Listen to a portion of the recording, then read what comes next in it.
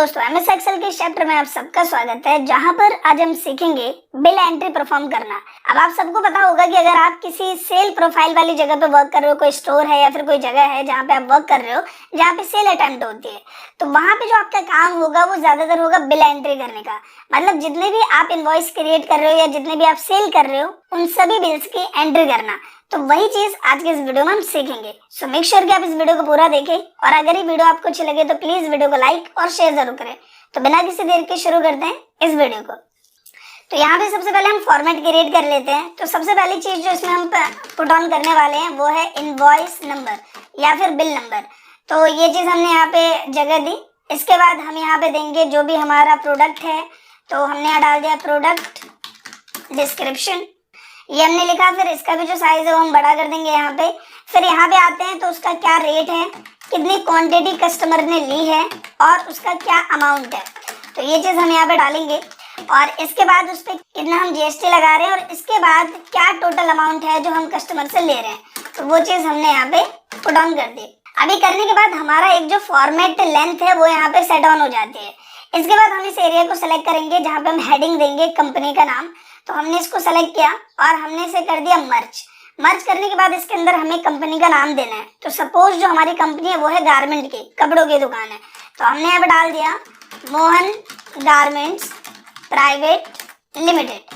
तो ये हमने लिखा, फिर हमने एंटर किया और ये जो नीचे वाली रो है इसको हम सेलेक्ट करेंगे और इसे भी मर्ज कर देंगे।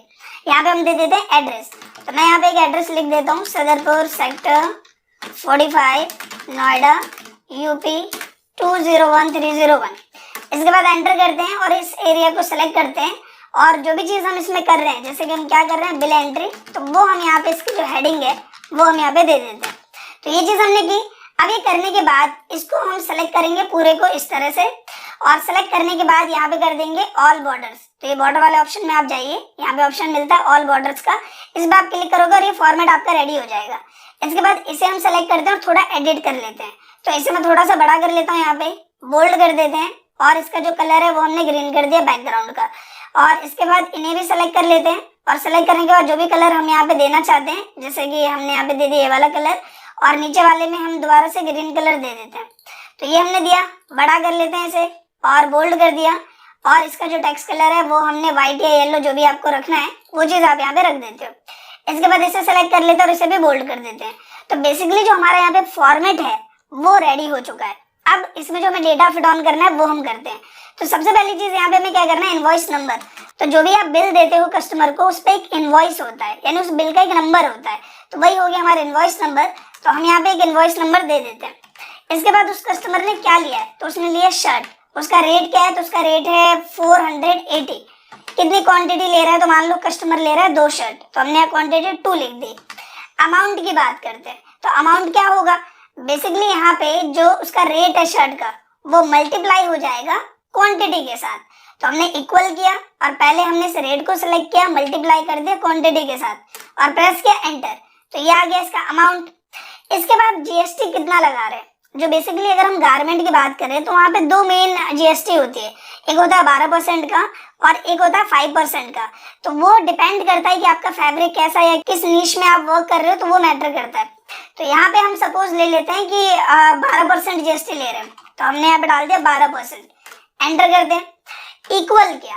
अब इक्वल करने के बाद ये जो अमाउंट है इसका 12% हम कर देंगे, तो मल्टीप्लाई 12 डिवाइडेड बाय 100। आप जितना भी परसेंट लगाते हो वो 12 की जगह आ जाएगा। तो ये जो सेल मल्टीप्लाई 12 बाय 100, तो ये आ गया हमारा जीएसटी। और अब हम निकालेंगे टोटल अमाउंट। तो टोटल अमाउंट क्या होगा, उसका अमाउंट प्लस में जो उसको टैक्स देना है, तो वो हमने सेलेक्ट किया और प्रेस कर दिया एंटर। तो इस तरीके से हमारा जो टोटल अमाउंट है वो यहाँ पे आ जाएगा। तो आप इस तरह से देख पा रहे हो। अब यहाँ पे हमें एक चीज और करनी है कि ये जिन चीजों पे हमने ये इक्वेशन अप्लाई करी है, आपने देखा था मैंने सेल को सेलेक्ट करा फिर मल्टीप्लाई इससे करा, इसे हमें ड्रैग कर देना पूरा जो हमारा रेंज है वहां तक। तो मैंने यहाँ तक इसे ड्रैग कर दिया और इसे भी जो है वो हम इसी तरह से ड्रैग कर देंगे। और सेम यही चीज हम इस वाले सेल के साथ भी करने वाले हैं। तो हमने इसे सिलेक्ट किया। अब यहाँ पे भी 00 आ रहा है।